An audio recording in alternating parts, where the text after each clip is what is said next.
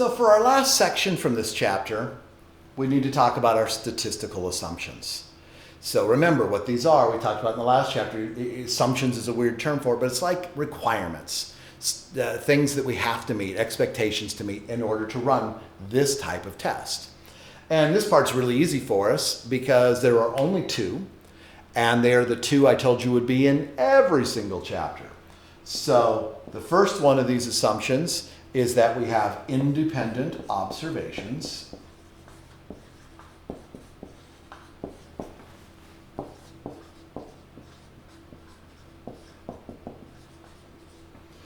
Remember, observation means measurement, so this says taking one measurement or one set of measurements shouldn't influence other measurements.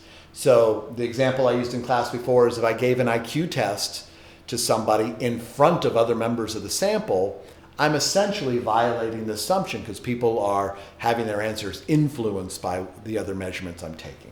So it means the same thing, has the same ramifications. The other one that, again, we have all the time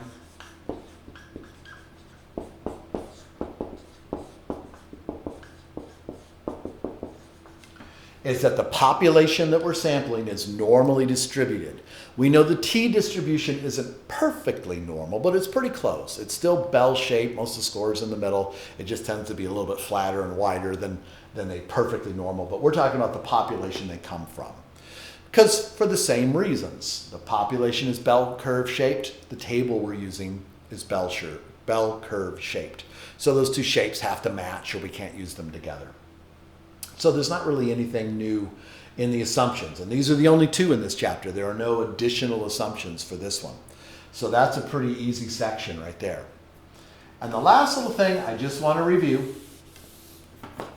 because it's important to keep these going in your brain pans.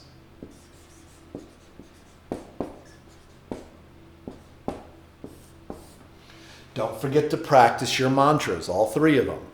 So if variability increases, error increases, and if error increases, your t-statistic decreases, and if your t-statistic decreases, meaning getting closer to zero, if your t-statistic decreases, we are moving away from the target, so we are less likely to reject the null. If your sample size decreases, error increases, and if error goes up, your t-statistic value will go down, again, meaning closer to the middle.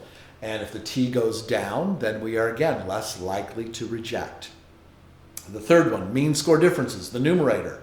If that sample mean and population mean scores get further apart, bigger mean differences, the t-statistic will increase, and therefore your odds of rejecting will increase. And again, all three of those I said you should practice in both directions. So reversing the arrows, in other words. So what happens if sample size goes down? What happens if sample size goes up? What happens if variability goes down? What happens if variability goes up? What happens if mean differences go down or up? Make sure you keep practicing those because those are going to be, again, on every quiz and every exam from this point forward for the rest of the semester because they're just that important to the topic. So there it is, everybody. Chapter 9 is in the bank for us at this point. So study that. Let me know any questions you run into. As always, email me, and I will do my best to address any questions or issues you may have in this. Otherwise, practice, practice, practice, and be prepared for your remote lab and quiz later on. Bye.